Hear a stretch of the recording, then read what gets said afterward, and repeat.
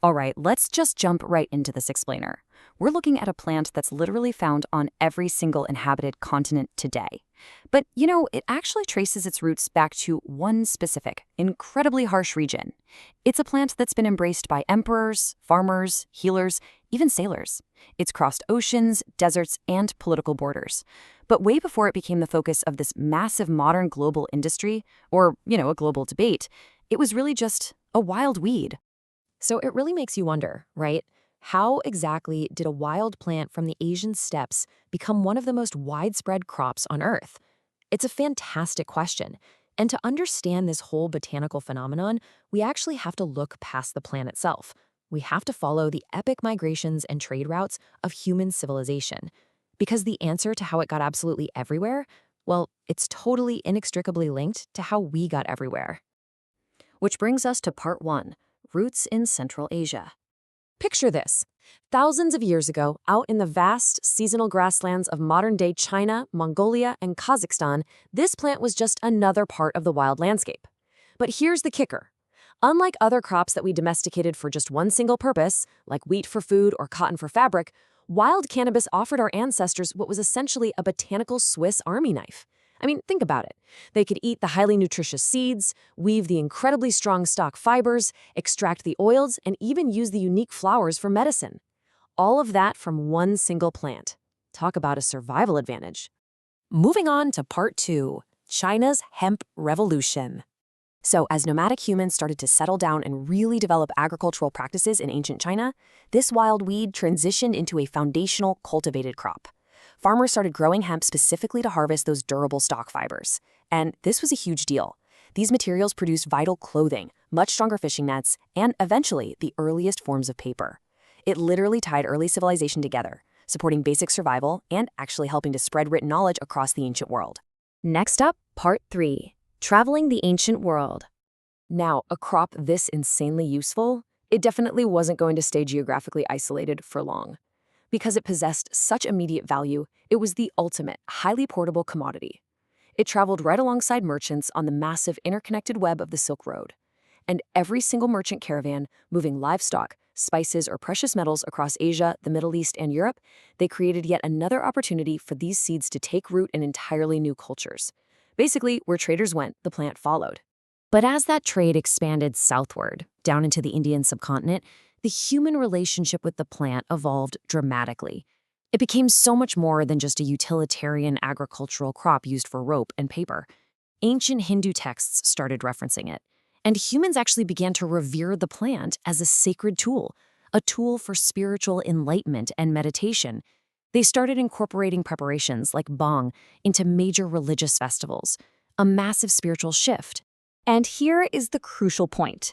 As the plant traveled further westward into the Himalayan foothills, Persia, and the broader Middle East, growers fundamentally changed how they interacted with it. Instead of just focusing on stalk quality for fiber, they developed whole new techniques like charas collection and hashish production. They started selectively breeding the plant, prioritizing the flowers, the trichomes, and the potency over the stalks. So while it sounds subtle, this was actually an absolutely massive shift in the plant's genetic evolution. Which sets us up for part four, fueling global exploration. Because as the plant pushed even further west and finally reached the big maritime powers of Europe, its role pivoted aggressively back to industry. And this juxtaposition is absolutely fascinating to me. At the exact same time that Eastern cultures in India and the Middle East were focusing heavily on flowers and resin for complex medicinal and spiritual uses, Western cultures and European empires were strictly valuing the plant's incredibly strong, moisture-resistant stalks. Why? Well, to build their massive navies. It is honestly difficult to overstate just how important hemp was to European naval dominance. Ships required enormous, absolutely massive quantities of hemp rope and sailcloth. Ironically, cannabis helped fuel the very age of exploration that would spread it even farther around the world. The very rigging that controlled the ships European settlers used to cross the Atlantic and colonize the Americas, it was made from the plant. So in a very real way, it literally sailed itself to the New World. That brings us to part five. The modern genetic melting pot. As cannabis settled into wildly diverse environments across the globe, spreading everywhere from the high mountains of Colombia to the valleys of Afghanistan and from the fields of Africa to North America, natural and human selection triggered a massive biological transformation. It created what we call land races. A plant adapting to the humid climate of Thailand faced completely different conditions than one adapting to the dry heat of Lebanon. Evolving over hundreds, sometimes thousands of years in these specific, localized environments, these highly adapted, isolated land races became the crucial foundational building blocks for every single modern strain we know today. Then, of course, came the 20th century. Global prohibition pushed cultivation deep into the shadows. But hey, the plant didn't stop traveling. While official, above-board scientific research was pretty much halted, underground breeders fueled an era of intense illicit innovation. Travelers were secretly exchanging these landrace genetics across borders. They were combining isolated genetics, Afghan genetics meeting Colombian, or Thai mixing with Mexican, creating entirely new, incredibly powerful hybrids. Which brings us to today's modern gene pool. Global connectivity has created an unprecedented genetic melting pot.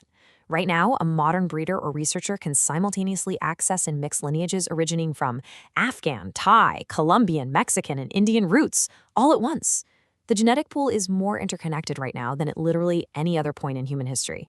However, and this is a big however, this interconnectedness comes with a massive conservation risk. The sheer dominance of these modern, highly bred global hybrids actually threatens the survival of the original ancient landrace populations. It's a real problem. Conservationists are now rushing to preserve those original, geographically isolated lineages. They're warning us that the very regional populations that shaped this entire botanical history are rapidly disappearing, basically getting washed out by the new hybrids.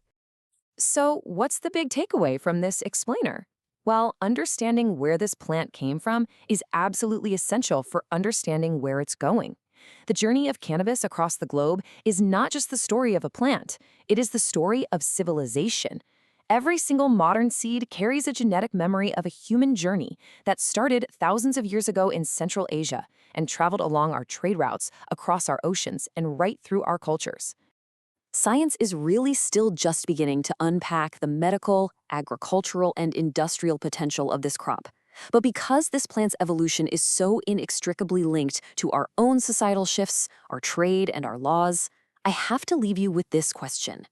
As our modern, hyper-connected global society continues to rapidly change, what will the next chapter of human history mean for the future of this ancient plant?